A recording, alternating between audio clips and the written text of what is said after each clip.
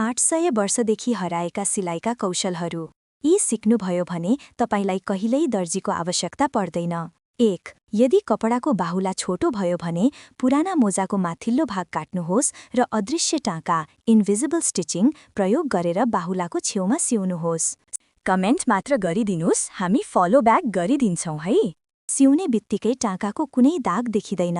धागो बिस्तारै तान्नुहोस्, बाहुला लामो भएसरी देखिन्छ। 2. बाहुला धेरै लामो छ, कुनै समस्या छैन। यस प्यारलल स्टिच समानान्तर टाँका विधि प्रयोग गरी छोट्याउन सकिन्छ। जति छोट्याउनु छ त्यति भाग सिउनुहोस्। सबै प्रकारका कपडाका बाहुला छोट्याउन उपयुक्त।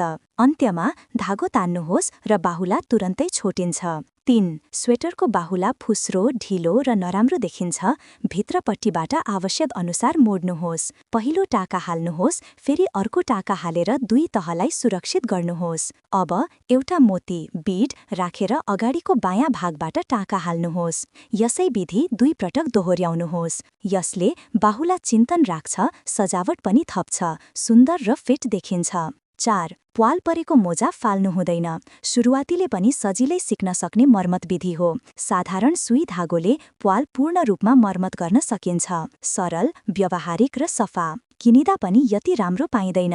5. तौल घट्यो, पाइन्टको बेल्ट धेरै ठूलो भयो, खल्तीसँग मिलाएर आवश्यक भाग चिन्ह लगाउनुहोस्। भित्रबाट सुई हाल्दै प्यारलल स्टिच प्रयोग गर्नुहोस्। बायाँ दायाँ टाँका समान राख्नुहोस्। याद राख्नुहोस्, कम्मरको भागमा 2 तह कपडा हुन्छन्। सिउँदा माथिल्लो तह मात्र सिउछेद गर्नुहोस्। यसले कम्मर मोटो हुँदैन र लगाउँदा आरामदायी हुन्छ।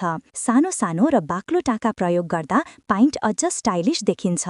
अन्त्यमा धागो तानेर फिट बनाउनुहोस् र एउटा भित्री तह सुरक्षित टाँकाले बाँध्नुहोस्, बायाँ र दायाँ दुवै। अहिले कम्मर ढिलो हुने चिन्ता कहिल्यै रहँदैन। 6. जिन्सको सिलाइ च्यातिएको छ, यसरी मिलाउनुहोस्। अघिल्लो सिला दाग ओरिजिनल होल्स एन्ड लाइन्स नै प्रयोग गर्नुहोस्। यसरी सिउँदा पुरानै जस्तै देखिन्छ। दुवै छेउमा क्रस स्टिच लगाउनुहोस्। धागो बिस्तारै तान्नुहोस्, काम सकियो। अन्त्यमा पुरानै सिलाइको रेखामा फर्केर सिउनुहोस्। एकदमै पर्फेक्ट, सासुआमाले पनि तारिफ गर्नुहुन्छ। 7. गर्मीका लुगा गला धेरै फराकिलो भएर देखिने भयो, यसरी ठिक गर्न सकिन्छ। लेस टाक्नुहोस्, अदृश्य टाँका प्रयोग गरेर। पहिलो टाँका भित्री भागबाट हाल्नुहोस्, फेरि लुप बनाएर धागो तान्नुहोस्। दोस्रो टाँका पहिलो लुपको छेउमा हाल्नुहोस् र तान्नुहोस्। तेस्रो टाँका दोस्रो लुप हुँदै हाल्नुहोस्। हरेक टाँकामा यही प्रक्रिया दोहोर्याउनुहोस्।